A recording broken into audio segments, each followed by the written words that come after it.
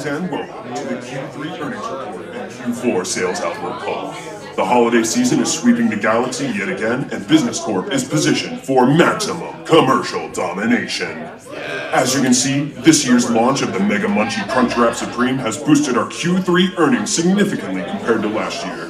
Once we announce our partnership with the Baltimore Rock Opera Society for our intergalactic dinner theater special, sales patterns will synergize to create a shopping supernova, the likes of which have never been seen.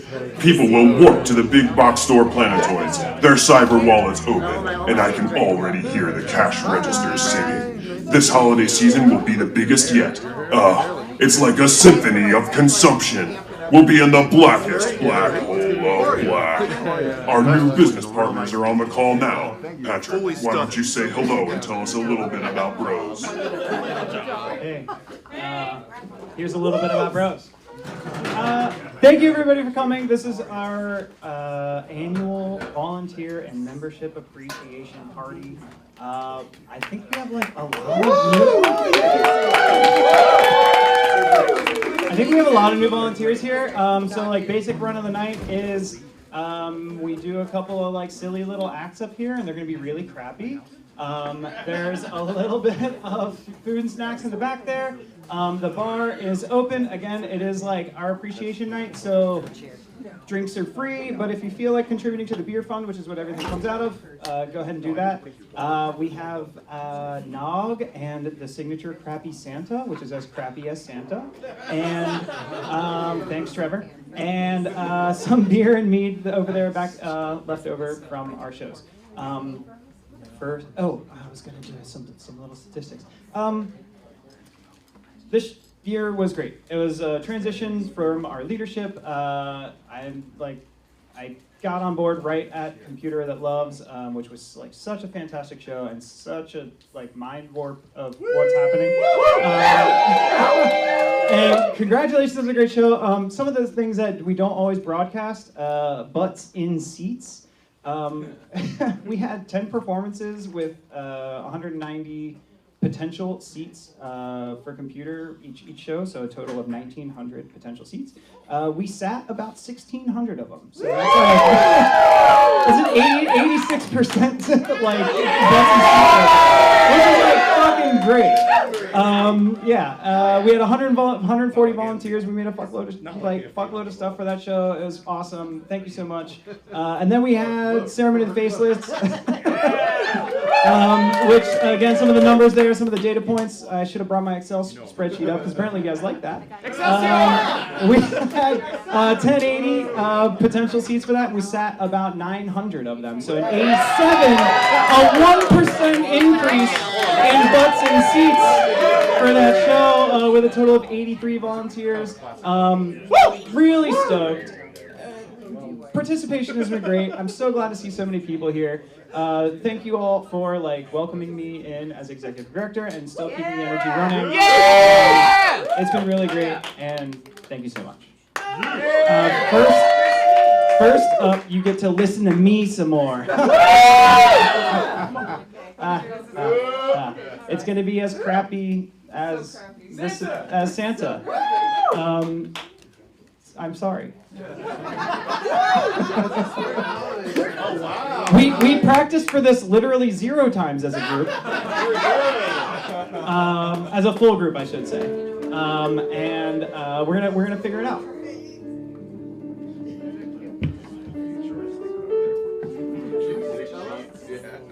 Cello from the future? Write out notes to sing? I don't know, we'll see. Bro, it's dark over Oh, no. here. It says like up a little, down a little. Yeah, alright. Squiggly lines. He's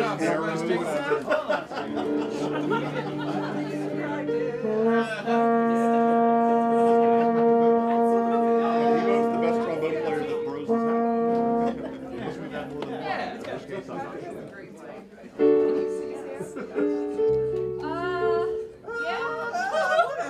Yeah. It'll be more fun this way. Yeah. Woo! Rock and roll!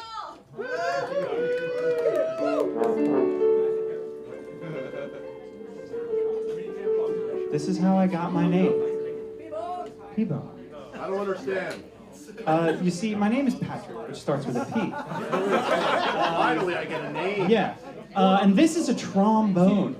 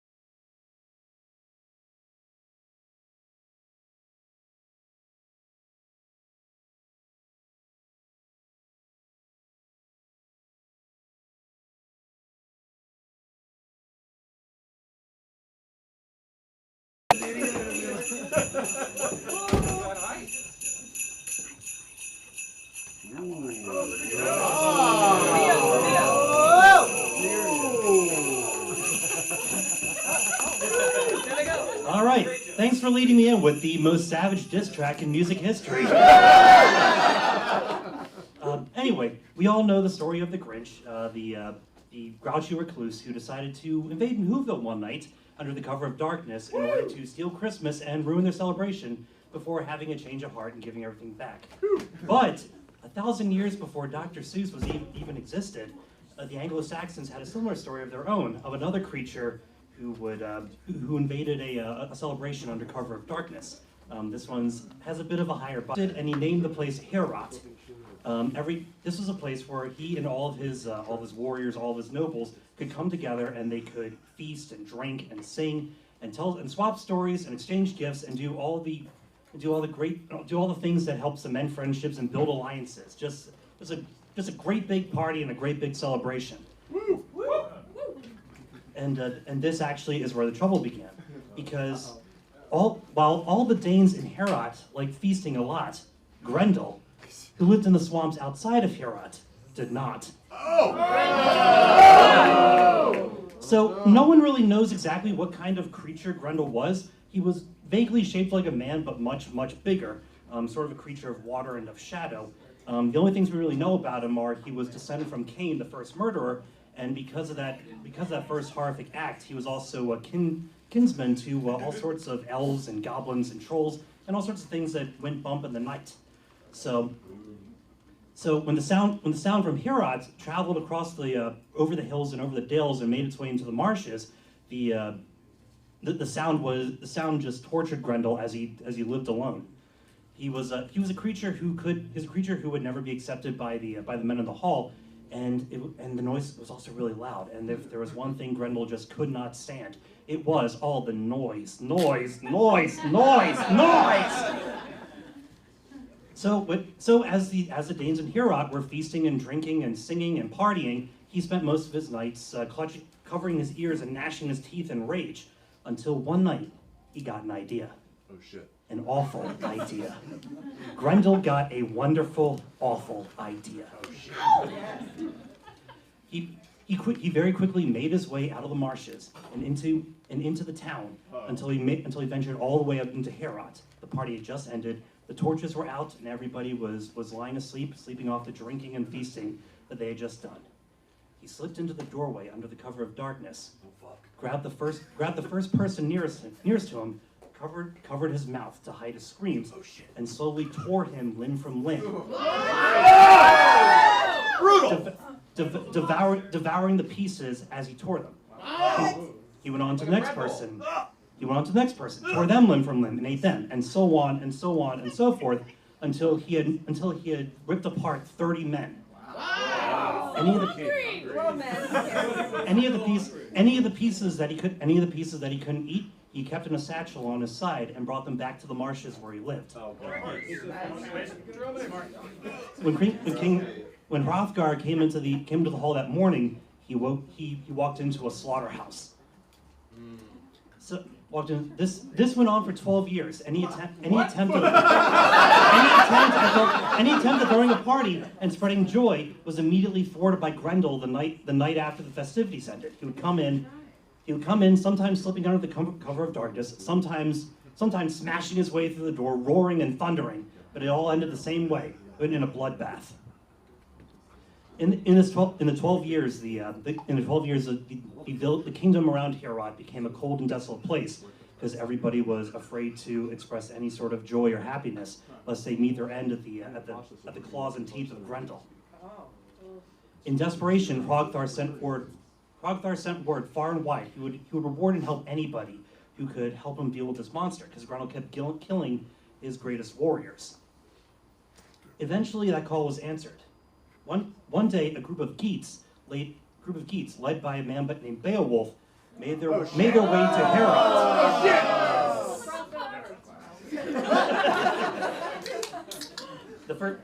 The first thing Beowulf said to Hrothgar was, "Hey, you were friends with my father. I'm here to renew that friendship, and I'm here to kill your monster." Yeah.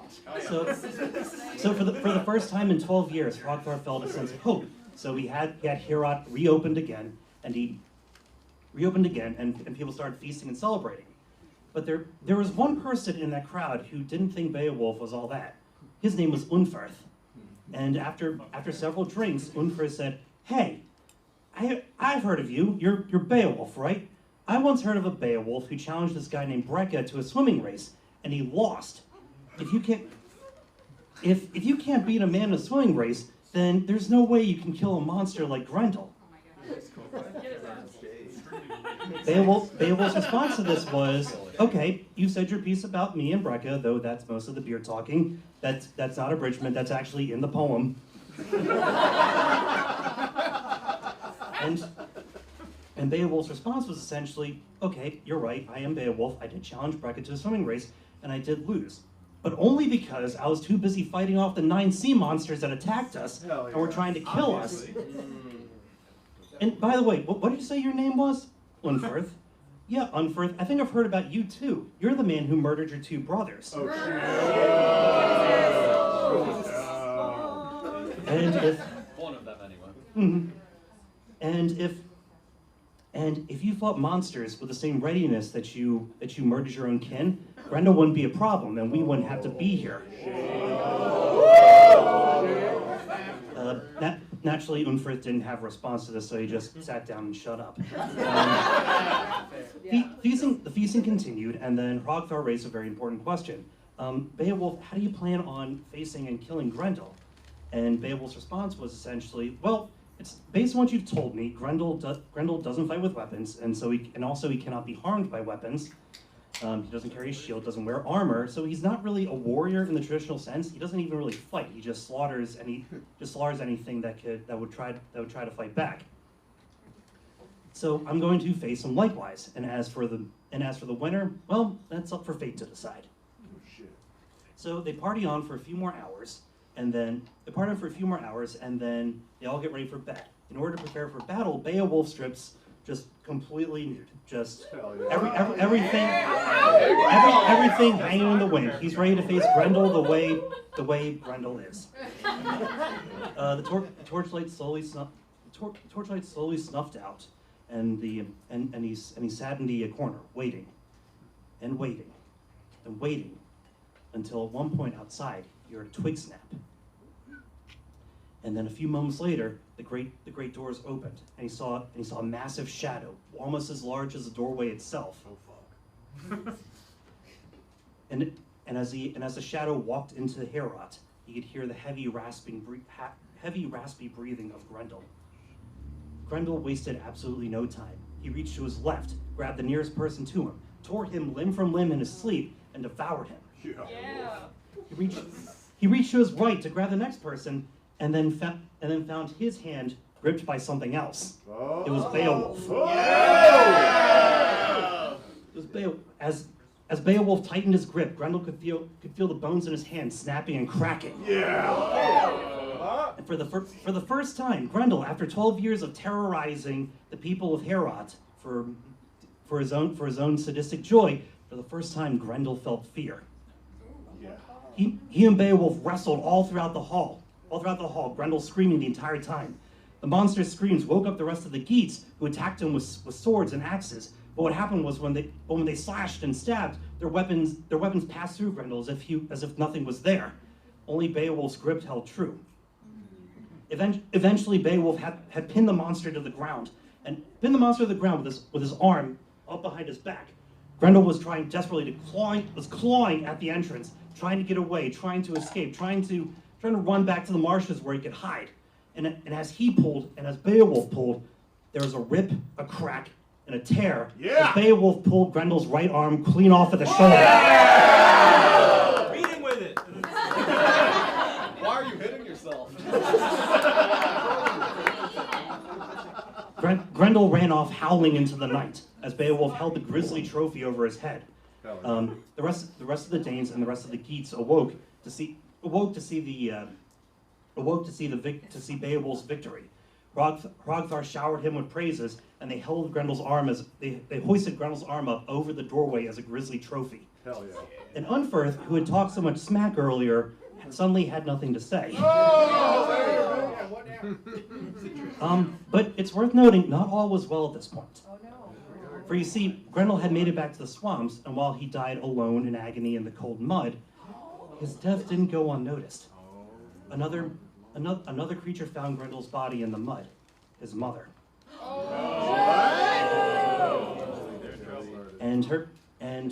And a mother's grief turned into a white-hot rage, which then turned into an insatiable bloodlust. Yeah. And then the next night, Grendel's mother started making her way to Heorot to pay a visit of her own. But that's a story for another time.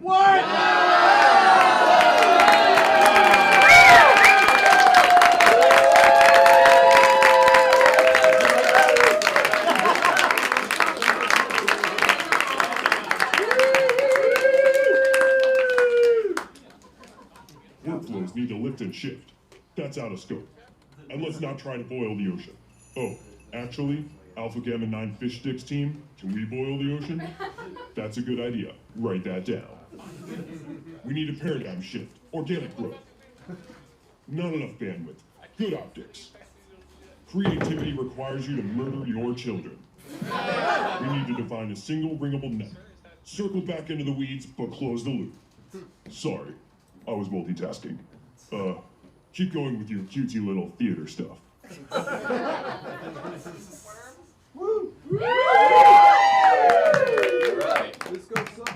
While we're getting set up here, I'd like to make a request of the audience, which is that everybody who's planning on drinking tonight, make sure you have a drink in your hand for the next song. Oh, yeah.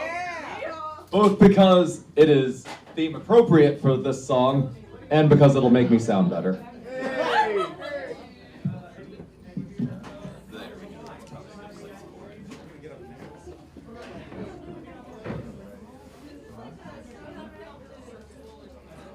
You made a line at the bar. Yeah, I know. Oh, how terrible. You know, now the bartender's actually going to have to do their job. It's okay. I will, you know, I'll keep the rest of you entertained in the meantime.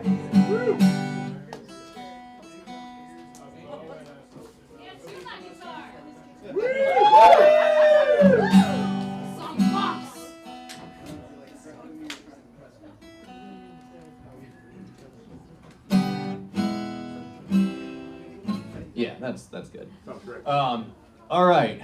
So, how's everyone doing? Everyone feeling the Christmas spirit? Feeling nice and jolly? Well, that's too bad because that's not what this song is about. Yeah. No, this song is gonna be a song about people that hate the holidays and have a bad time during them. So, you know, for that this goes out to all of you that, you know, are feeling your most anti-festive and, you know, just want to be big Scrooges or Grinches or what have you. Because, you know, there are, I'm sure as anyone who has walked into a public place since November can tell you, there are way too many goddamn Christmas songs out there just being like, oh yeah, snow's coming down, jingle bells, you know, best time of the year, blah, blah, blah, blah, blah. Give me a break already. It gets so tiring to hear that over and over again everywhere we go. But there is a starkly disproportionate number of songs that acknowledge the feelings of those of us that aren't into the Christmas spirit. So for the occasion, I brought out one of those. This song was written by Corey Taylor of Slipknot. And it is simply called Xmas. Ho, ho, ho, ho, ho!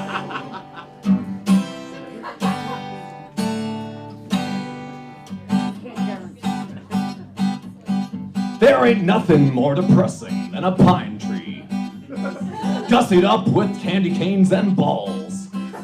Those carolers have been outside for hours. It's Merry Christmas seeping through my walls. Now I'm no Wiccan commie nut or nothing, but there's one damn holiday that I can't stand.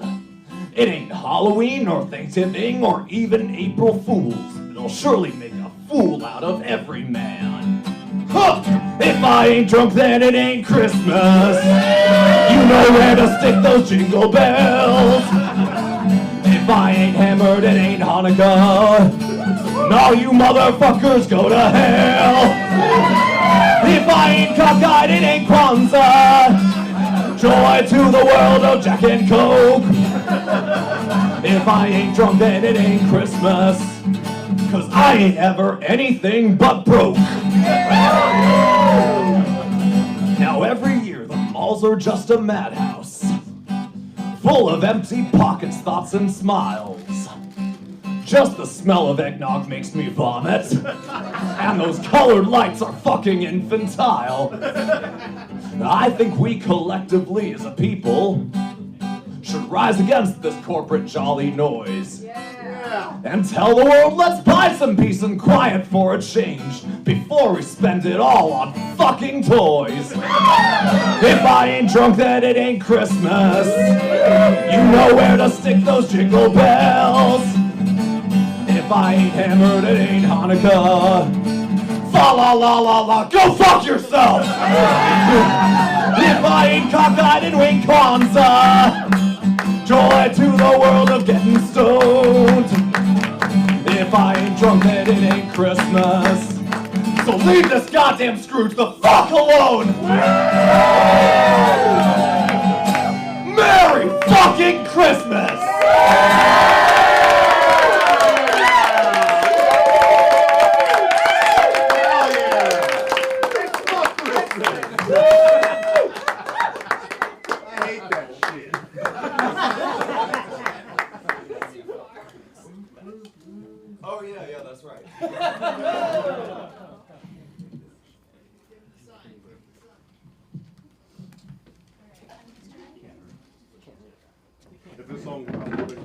change my tune so fast. It's no problem for me. So, Playing for both sides. different note. All good? Okay. All right, on a completely different note, jumping back on a topic, so let's get back to a little bit more violence and darkness and like the things that we do in the midst of all of that. So tonight, I'd like to give you a little history lesson about the Christmas Truce of 1914. And I wrote the script a couple days ago. I have not memorized it, so please bear with me. All right, so to set the scene, it is December of 1914, 110 years ago this month. World War I, the Great War, has been going for about 5 months now. The worst of the technology that the war would be known for, like tanks and airplanes and chemical weapons, have yet to be invented, and there's still hope that this will all be resolved soon. The soldiers are tired and wet and cold, and many have already died in no man's lands and in the trenches, and their bodies lie strewn across the battlefields. Have for weeks. Morale's not great. So late Christmas Eve, 1914, everyone's hunkered down in the trenches, all along the front lines. Not everywhere, but in many places, the soldiers spontaneously declare a truce. The German soldiers sing their Christmas carols from their trenches, the British soldiers sing back from theirs. And then, on Christmas Day, they cross into no man's land, and in some places, this is as little as 100 feet across, so that's not that much bigger than this room. And they meet in the middle, and they exchange gifts of things that they have on hand, like cigarettes, and buttons, and food, and hats. Hand grenades. Not yet. Not right now. Just for a little bit. That's coming. They chat, receive haircuts from one another, drink wine together, and they bury their dead. There are even reports of pig roasts and soccer games that they played on frozen fields. As many as 2/3 of the soldiers on the front, or that's as many as 100,000 soldiers, participated in this truce. After Christmas, the fighting resumed, and the men who had just a day before been singing and exchanging banter once again exchanged bullets and hand grenades. The commanders of both armies were horrified by the truce because it potentially meant apathy to their cause, subversion by the soldiers.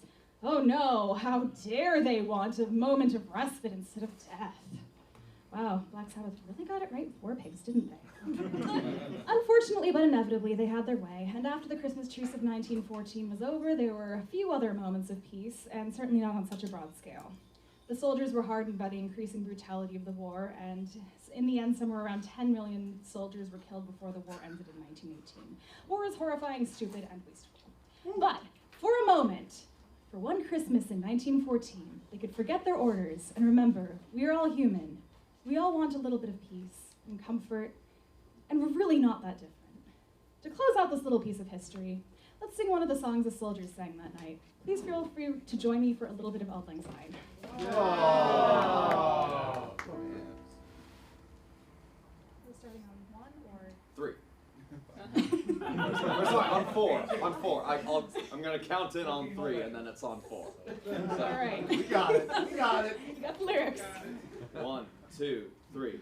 Should old acquaintance be forgot and never brought to mind? Should old acquaintance be forgot and old lang syne? For old lang syne, my dear, for old lang syne, we'll take a cup of kindness and old lang syne.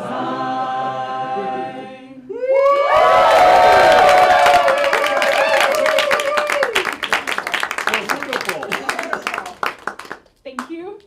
Enjoy the party.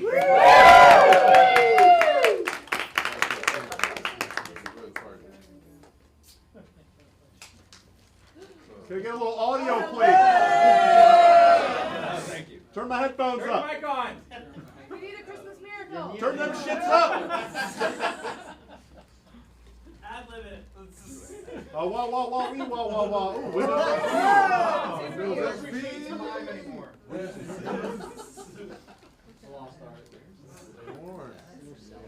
It's a good old silent film, you know? I'm glad that we finally figured it out. Or the children's coin. This is so much better. This is the next act. Oh shit, desktop. What are we going? It's gonna start moving. Everybody quiet. Enjoy desktop. You know, those feels like they're moving a little bit. Do you really look at them? Jokes on all these idiots for not paying attention. Well, I was talking about the ass. You know, there's a little guy in the corner. You remember desktop strippers? Wait, do you mean bonsai, buddy? Workflows need to lift and shift. That's how it's sit in your desk. Yeah. No, see, I didn't have that one. I was 12. I had bonsai playing. It was the same thing. A little purple gorilla. Yeah. I think desktop. You upgraded. Bonsai buddy was you had so many viruses. I never had it on my computer. It was the live demo on my friend's computer. Yeah. It's awesome. Purely like, it never got me this. What do you think? This group is obviously bleeding edge. We can deploy and have the ballpark cost per unit to last. The ultimate measure of success is the money. Cold hard cash is the real power. Look at the numbers, the growth, the skyrocketing profits. People are ready to spend their money on gifts, and we've got the best gifts for the money.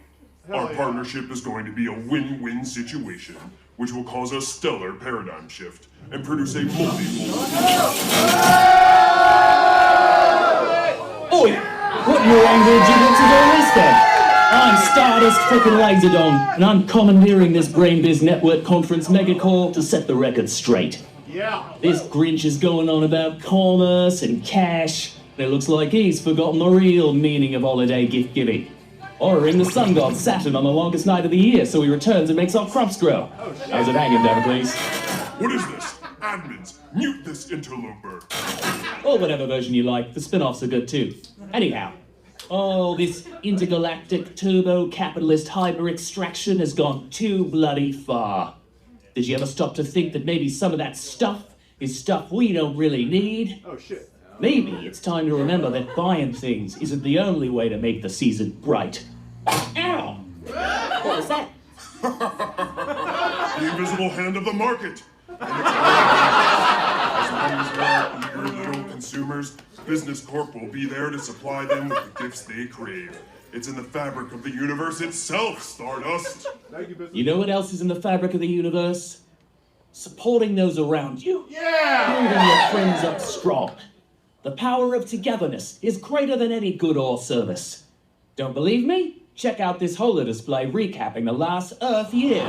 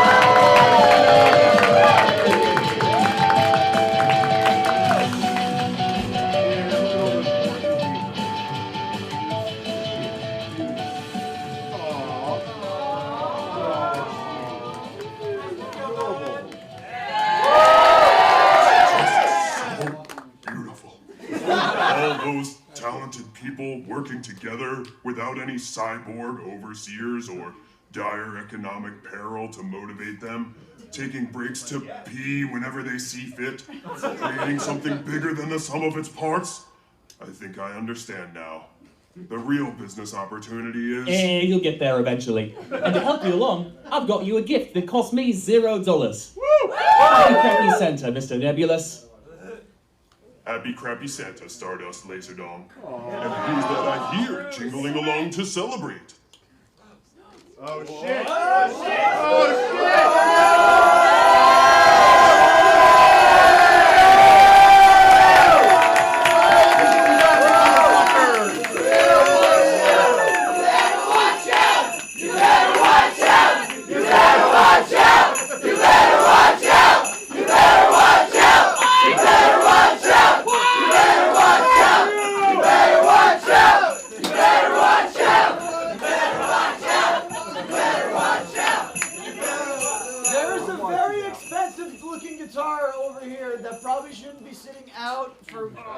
That might happen. This is my favorite band, Panic at the Board Game Night. Man, these Santas suck. Fuck you!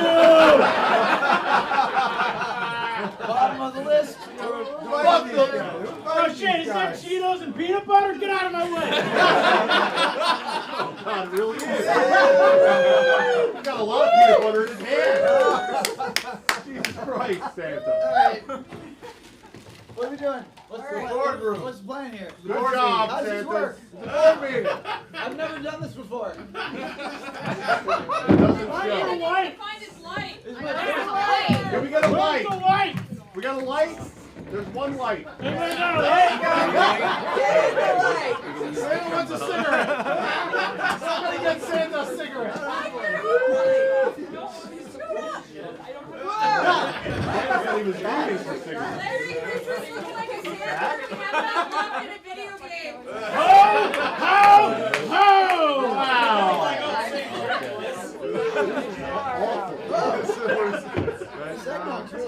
Watch these guys eat. Wow, what a show. Very cool, yeah. This is what you wanted. So, now you get to come up and participate. Oh, no. How much do we have to pay to feed the Santas? That's free. Ask the new executive director. Patrick, how does this work? Donations, donations, donations! Somebody please help the Santas get the show on the road. They're doing great. Patrick! They need help. We've never done this before. Please help them. Help! Patrick!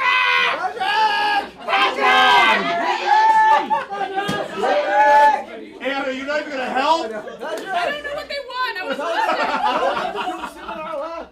Hey, Patrick, you wanted this. Is that the light? Are you supposed to Is it good? This is what happened. Everybody form a disorderly line. Each Santa's Krampus, would you be so kind to help Larry and Larry? Who's the other one? Yeah. Larry. If you have some gifts to hand off to our Santas here, and then everybody just come up, come up and get a crappy gift from Santa.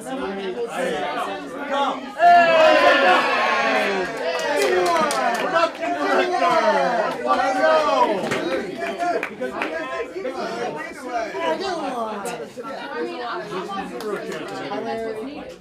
Whoa, whoa, whoa! Hi!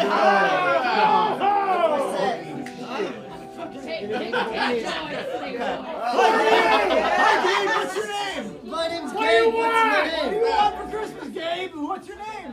I want a name. It's in here somewhere. Wow! Next. Hi. You want to sit on the left? Go away!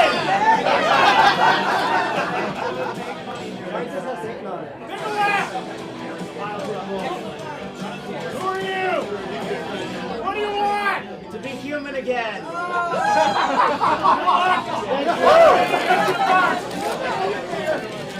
Oh, Milo, I met you earlier. Who are you? Who are you, Milo? Oh, nice to meet you. I'm George, 24 years old.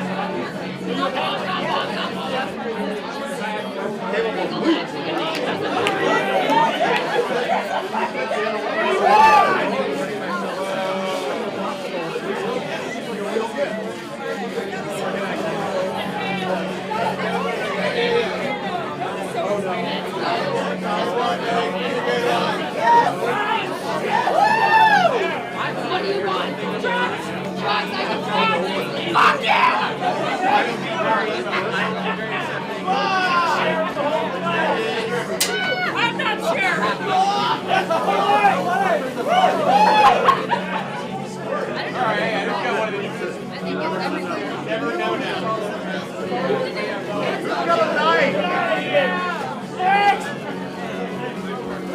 Yeah, that's my dad! Yeah! Yeah! Fuck yeah!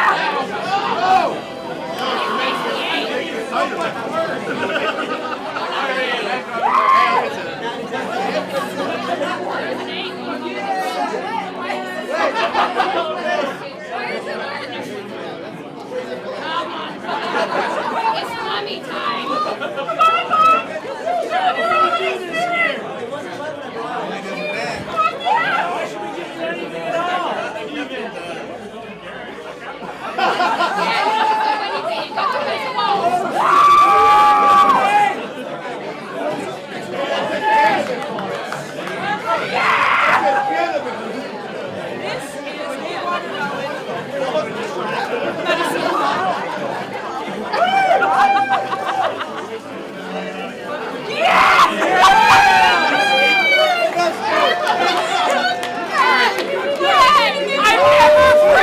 I'm never free! You can't get away from Planet Fitness!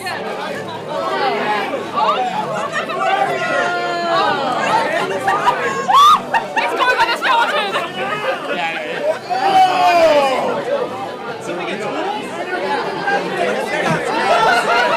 I got a waiting watermelon on the back.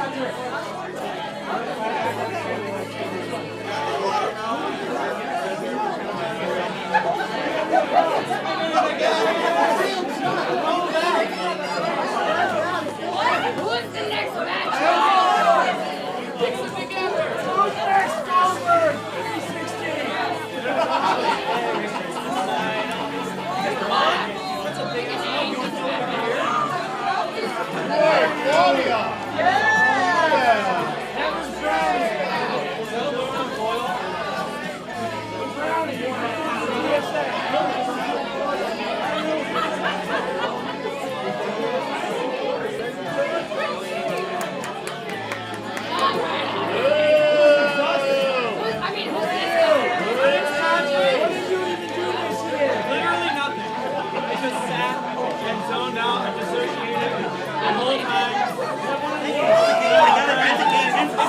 Next year, I like to do Siri Grendel's mother. And then the year after that, maybe we'll have the dragon. Let's cover the whole thing. I already own this? Did you give me my shit back?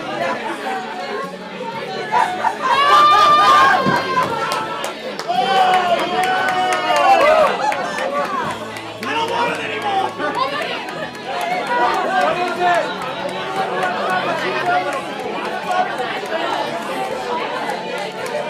It's a cup! What's your name?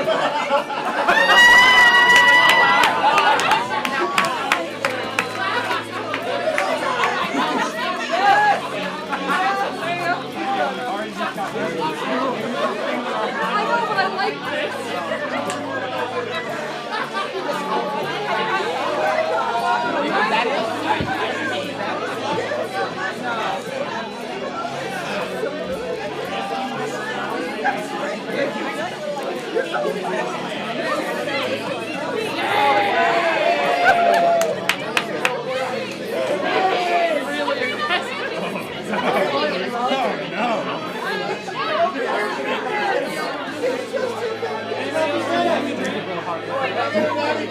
Don't actually save it. When I gave you a vial that had spit in it, well, I hid it in the couch, and it was still there! One year age! One year age! That's true! That's true! Last year was his time? I hid it in the couch, and it's still there.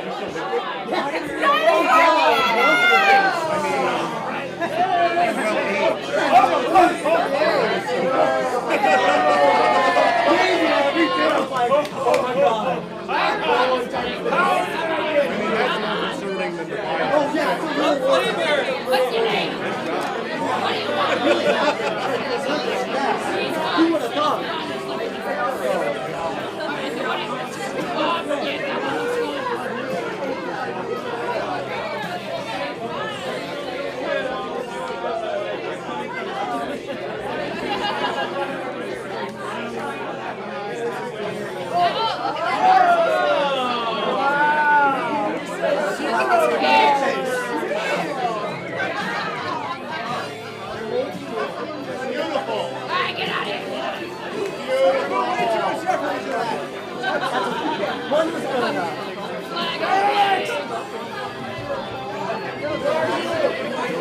Hey, I think about that train you made. Every time I think of Bruce, that thing was awesome. I dreamed about stalling it, riding it all the way home, but I didn't have enough battery packs. There was more incest in Bruce. I hope it's still around.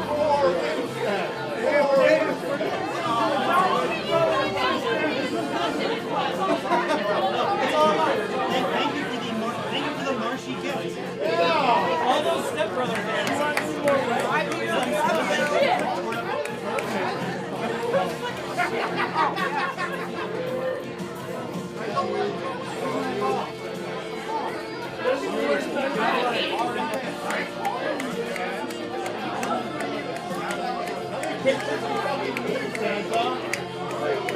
We're important.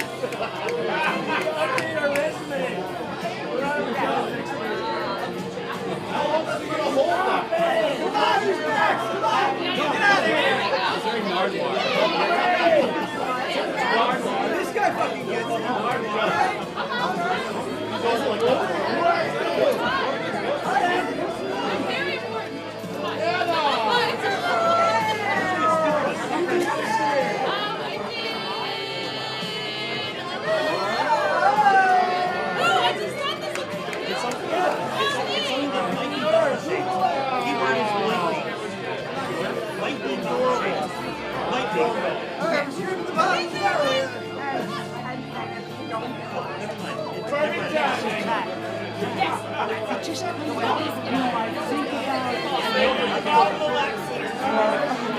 Motorcycle Santa!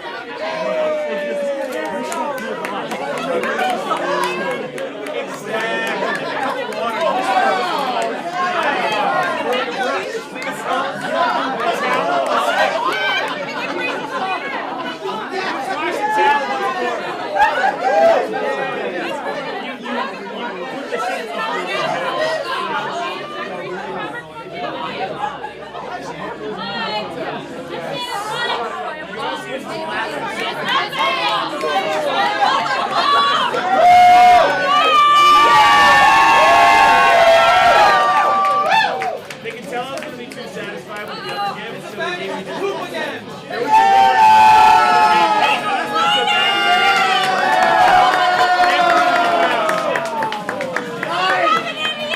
Hell yeah! Hell yeah! Suck it up, I mean, Staso.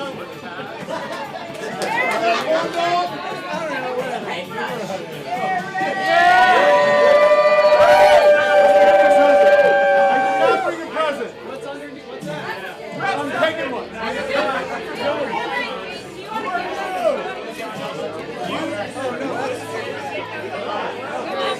You got a present.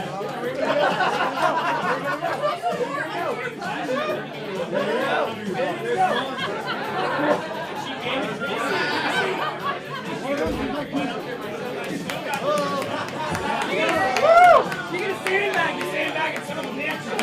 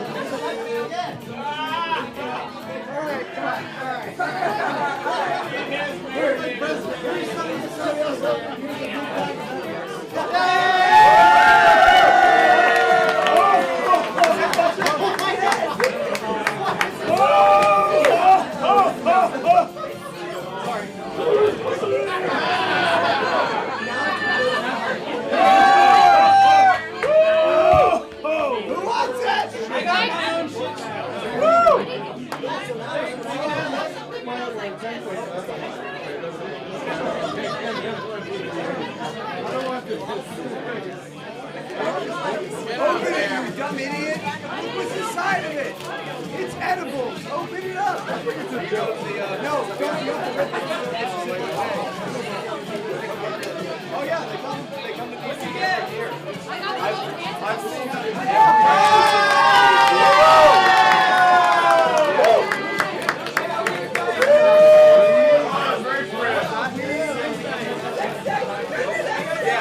It's edibles!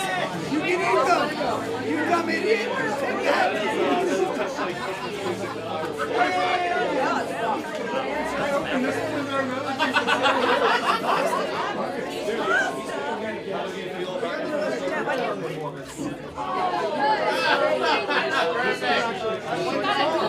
I got tickets 15 years ago.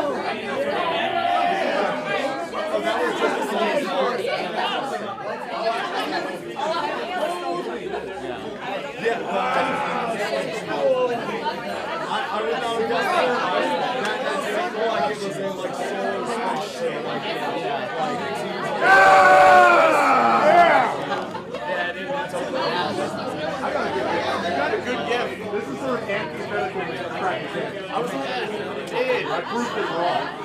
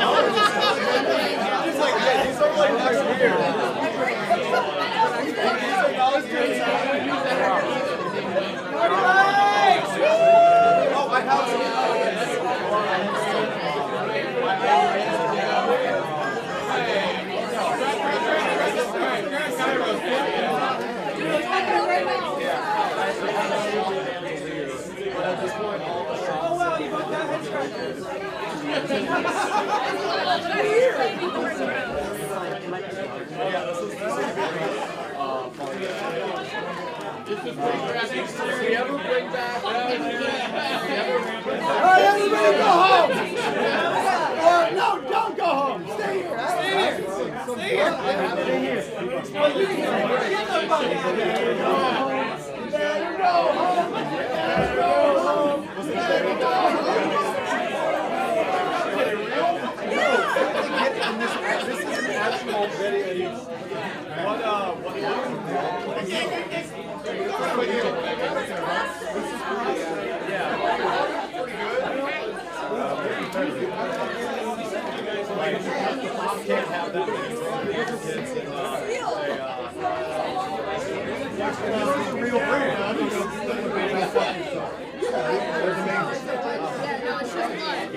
I got something I can actually use.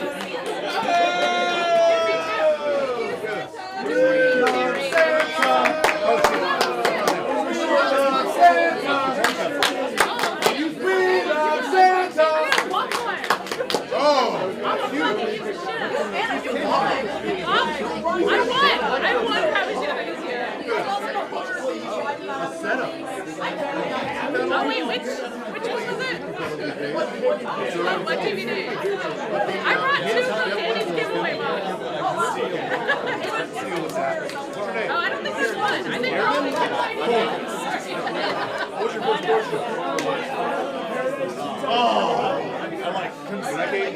question? I don't do that. I didn't get it. I barely came in. It was too much. Thank you. Check one here. Oh, there it is. There's live mic. Hey, everybody. Thank you for coming. It's Crappy Santa. We're hanging out literally just until the last key holder leaves. I don't know who that's going to be, so just like hang out, eat some food. I think the meatballs are actually finally warm. And drink up, have fun.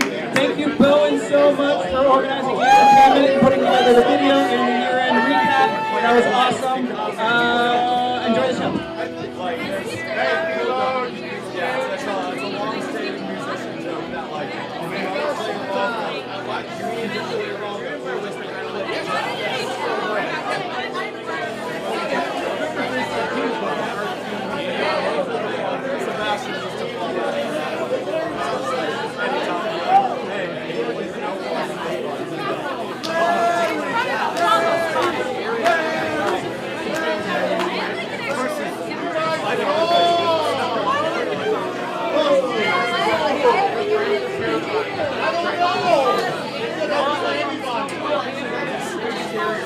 Actually, nobody told me that song.